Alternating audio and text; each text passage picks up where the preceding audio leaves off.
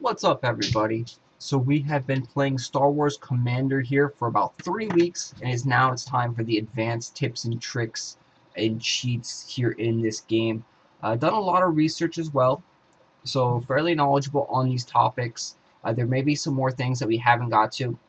The very first most important thing is you are going to have to do these story missions.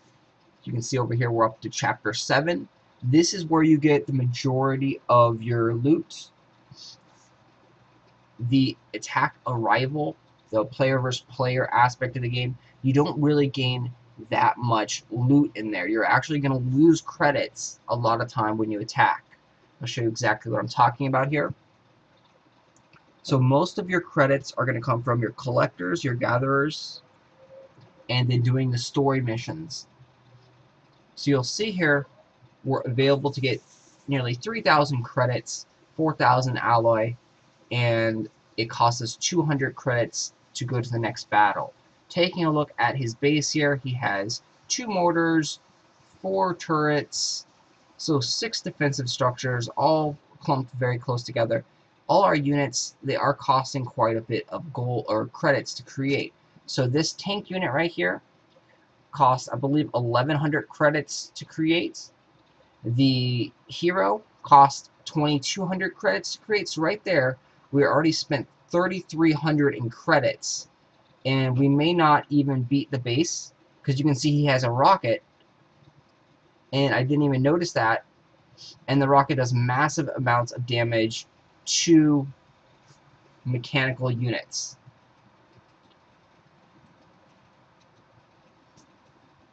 So we should be able to go. We did drop some dewback riders in there to help clean up and speed up the process, and also to be a little bit of a shield for our hero. But right there you can see the dewback riders themselves, they also cost about 300 credits to create. So in this battle we ended up spending 4,000 credits, maybe a little bit more, and it looks like we're not even going to be able to beat the base just with that hero, so we have to drop some more troops to try and get the rest of the loot. So again, now we're up to like 6,000 in credits, because these guys are about 300, 400 credits each. And we still haven't gotten all the loot that we need. Time is a very, very big issue in this game. You only get 2 minutes to attack. And you'll notice, even with that right there, we probably still won't have enough forces to beat the base. We're going to go over here and drop a dewback rider, because these are the credits. And as you can see, as we attack the credit creators, we're going to get credits. So you want to focus your attacks on these guys, the credit creators, and also the headquarters. The headquarters stores 1,000 credits in it and 1,000 alloy. So you can see right there, so we failed that attack. We lost a lot of credits while we were doing that. Technically we're going to get a win since we destroyed 75%, but we lost a lot of credits. And credits are the most important thing in this game. They're used to upgrade your troops, to build troops, and also to research higher level troops. So you're going to be using credits for everything in this game. So the most important thing is to always watch how much credits you're spending, and also do not upgrade troops that are worthless. This over here is a scout troop, completely worthless. Do not upgrade this troop. Do not waste your credits on the scout troop. Again, the AT-ST Walker, pretty bad unit. You don't want to waste your credits on upgrading it. Same thing, the speeder bike is a fairly bad unit as well. You don't want to waste your credits on upgrading it.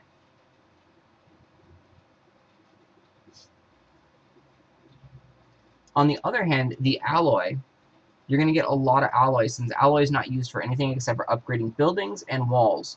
So you're going to have a lot of excess alloy and not enough credits. You're going to want to upgrade your credit market every time possible. So you can see once you have 60,000, we're going to want to upgrade it. But we are locked because we need to go to headquarters level 5. So you're going to want to upgrade all your credit makers as soon as possible so you can generate passive credits as you are logged off of the game. Because credits, you have to have credits to make your units. And if you can't make your units, you can't attack.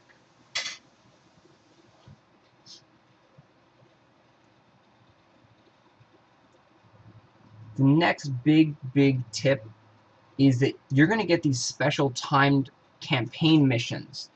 And these here are only for a limited time availability. You can see this one ends in 1 day, 1 hour, 7 minutes, and 5 seconds now, and it's clocking down. You can see over here some of the rewards that you can get. You accumulate these campaign points every time you beat a mission.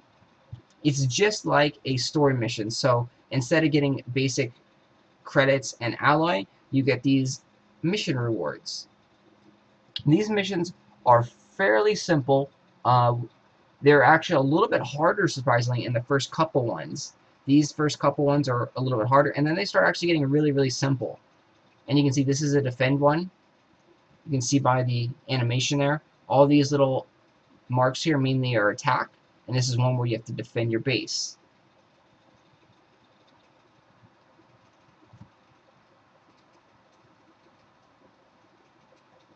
So go ahead and show one of these. You always also want to pre-train your troops. So when you are in battle, your troops are already created, and when you come back, you're going to have a full army camp. You can see right now we have 10 dewback riders and 2 tanks. We don't have a full army, so we have to go back and actually train more troops.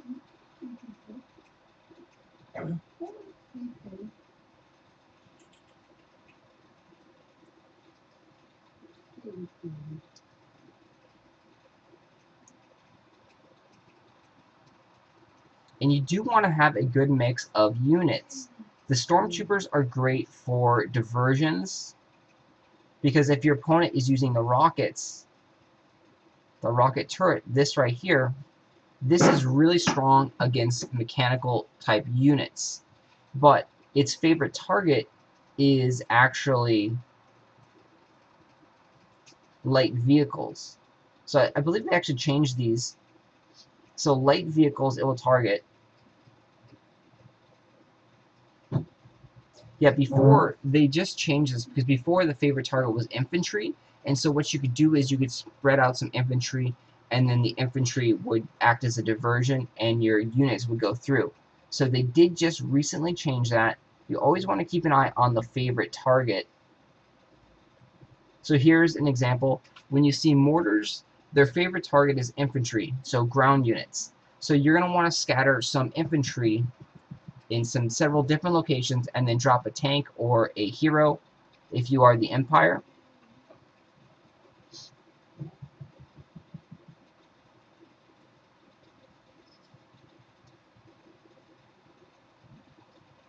And there is big differences between the Empire and the Rebel factions.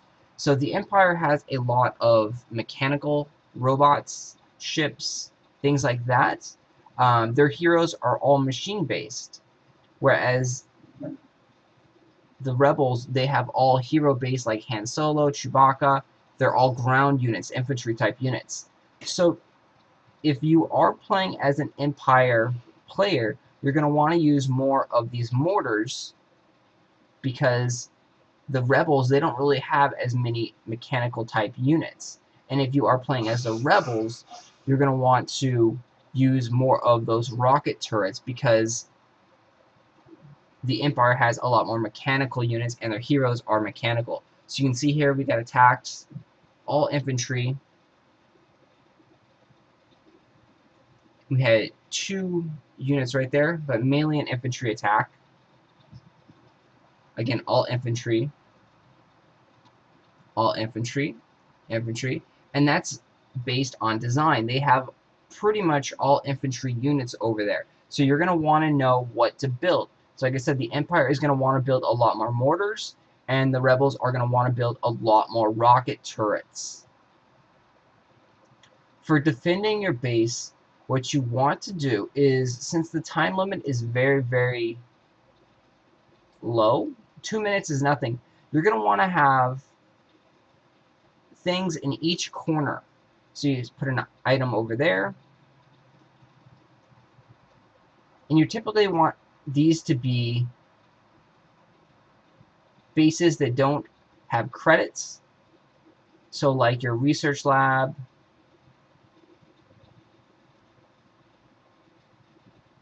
your drone maker,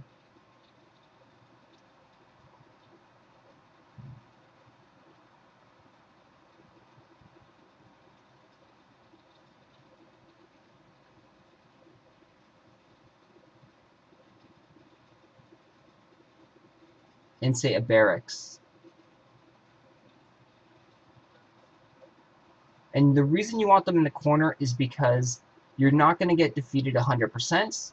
They're going to miss out on at least 4 buildings, so you're going to save some of your metals. Because having 2 minutes to attack your entire base, there's not enough time to go corner to corner to corner to corner. And unlike in Clash of Clans where you had a lot of units, and you could drop 1 unit on each side there, and they would eventually take it out, 1 unit on these buildings, it takes a long time for them to destroy the buildings. So they'll be sitting there for like, you know, a minute or a minute and a half. So it will take a lot of time, and you don't have that many units. In this game, you only have a max of, we have 2 unit transportations right now at headquarters level 4, and we have a max of 52 units. So you can see if we waste 4 units on the side over here, that's taking us down a good almost 10% in our units for our attack.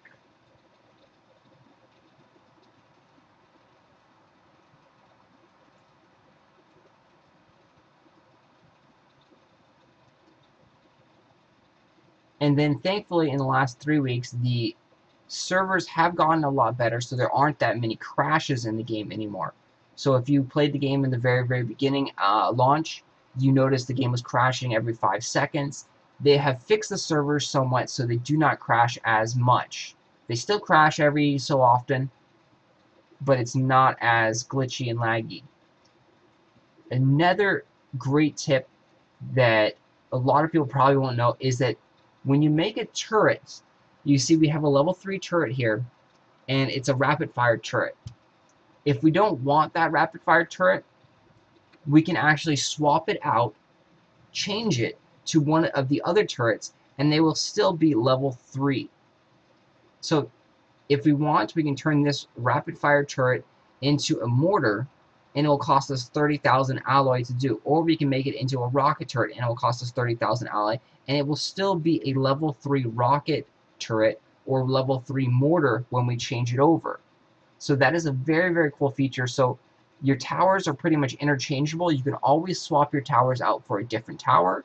As you can see here, this is a level 2 rapid fire turret, and the prices are cheaper because these are going to be turning into a level 2 mortar or a level 2 rocket turret.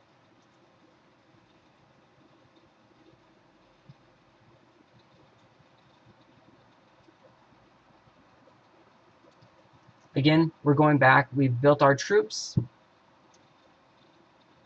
We're going to go do the campaign mission here. And if we're doing it, we're going to get 200 campaign credits. And the campaign credits are extremely important because these are limited timed events, and this one was only around for 4 days. So they probably will come back around because there's like 20 of these little campaign missions that you can do in like chapter 1. But we don't know how frequent these are going to be out. And they do have some really nice rewards. So you notice here, he has his turrets scattered throughout.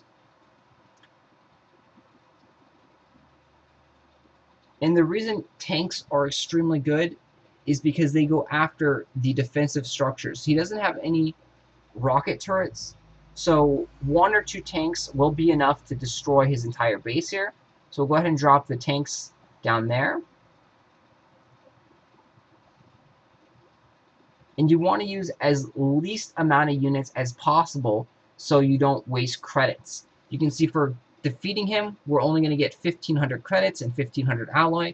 So these 2 tanks right there cost 2,200 credits to create. I believe they're 1,100 credits each right now. So we are already losing 700 credits right now in this battle if we don't spawn any other troops. You can see our time is ticking away. We won't have enough time to actually destroy the entire base if we just keep it like this. So what we're going to do is we're going to bring out a couple dewback riders, and we're going to have them go down here and attack this turret. Because once these tanks destroy this turret up here, they'll try and move all the way down here. And as you can see, they're extremely slow. They're very, very powerful units, but they're extremely slow units. So if we can have our dewback riders destroy this turret, then their fire is going to be to the next target that is around them. And they'll be able to destroy all of these bases and not having to move into several different things. So you can see their AI just kicked in, and now they're starting to destroy all the buildings around them. We should be able to get 100% now, and the best ground unit for the Empire is the dewback rider. And you'll notice why, because they're going over here and they do splash damage to these walls. So in 1 or 2 hits, the entire section of the wall will be taken out. You can see right there, boom, gone. And the reason that's important is because they have really crappy AI. So if you take out this section of the wall right here, this guy over here will still not walk through the section of the wall. He's still going to try and bust through his wall section. So if these guys are all stormtroopers, you'd have like 20 stormtroopers shooting at the wall. One of them would crack through and he would go through, but the other 19 would still be shooting on their piece of the wall, and they wouldn't go through until they actually destroyed their piece of the wall. So the AI is extremely stupid in this game. Dewback riders are great for that. And right there we have a crash.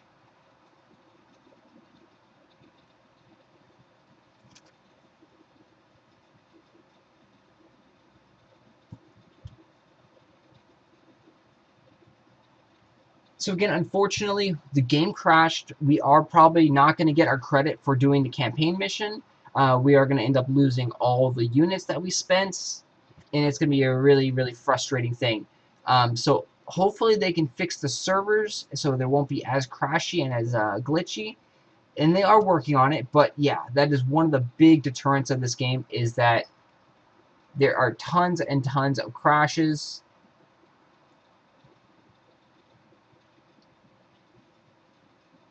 And it is still very laggy actually as well. So they need to work on their servers.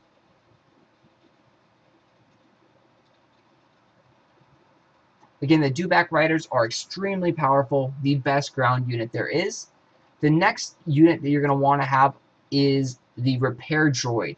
And each faction has a different type of repair droid. The Empire's repair droid heals vehicles. So you can combine this with the hero vehicle, and you can have pretty much an infinite life hero. The only thing you need to worry about is the rocket turrets, because those guys will destroy, your vehicles really, really fast. But when you have a repair droid and a hero together, it makes that hero almost invincible. So that is a very good way to actually farm credits and alloy. One hero and one repair droid, find a base that doesn't have any rocket turrets, and you can pretty much go through that base with just those 2 units. And as you can see here, the repair droid doesn't cost that much credits. The repair droid costs 200 credits, and our hero currently costs 2,200 credits. So that would only cost 2,400 credits to actually do a raid like that. So you are going to want to try and get your repair droid as soon as possible, and that requires a level 5 barracks, which requires a level 5 headquarters. So it's going to be some time, because the level 5 headquarters takes 4 days to create.